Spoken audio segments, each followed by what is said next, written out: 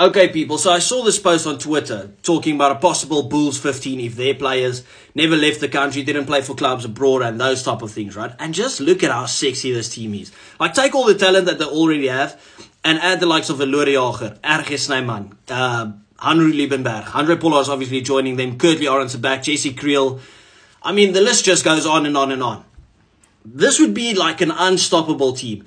Except for if the Stormers did a possible 15, because then you have to add, with Frans Malherbe and all those beautiful boys, right? And the best player in the world, Damian Willemse. And you add back Eben Etzebeth, Siya Kolisi, Pieter-Steph du Toit, Damian Dealinde, Cheslin Kolbe.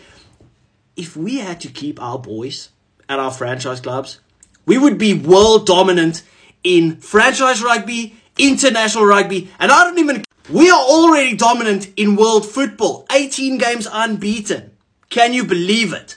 Now, it brings me to the point where I pose the question, are you a fan of our boys going and playing abroad for international clubs? Or do you prefer them to stay at the Bulls and the Stormers and the Sharks and the Lions?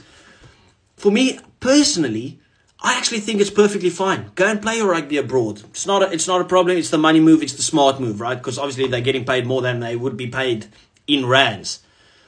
We would be dominant, well, in my opinion, if they stayed in South Africa. But I'm a fan of them playing abroad as well. Because firstly, they're making their bag. And then secondly, it's opening up the gaps for the youngsters to just come through and shine. Like the likes of a Cameron Hanekom or Evan Roos or whatever. Right? So, I don't mind it as long as they still just play for the Springboks. I don't really care about them having to play in South Africa. My opinion, though. What's your thoughts?